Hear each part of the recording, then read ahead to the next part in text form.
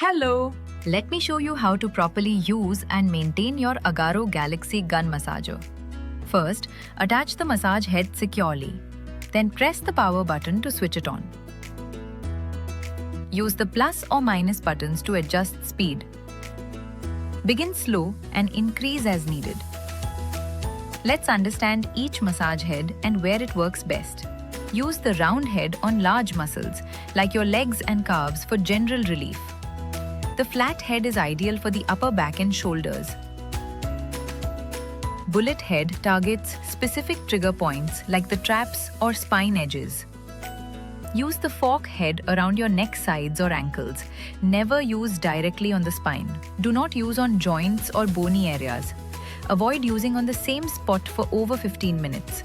Always wipe the massage head after use with a soft, damp cloth to keep it clean. Make sure you insert the USB cable properly.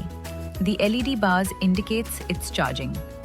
Let's look into the FAQs and tips to keep your gun massager in perfect shape. If your device isn't powering on, try softly touching the power button properly. Ensure the charging cable was properly connected earlier and the battery isn't fully drained. If there's no indicator while charging, let it charge for a while, then power it on to see if the battery bars increase. If it's still not charging, contact Agaro support. Using the massager at full speed drains the battery faster. For longer sessions, go with mid or low speeds. If the massage head is loose, remove and reattach it till it fits snugly and locks in place. The device's safety feature will automatically shut off the unit after 15 minutes. Allow it to rest for a while before starting another session.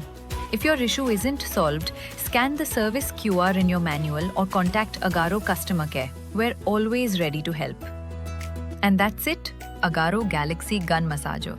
A simple, smart way to recover and relax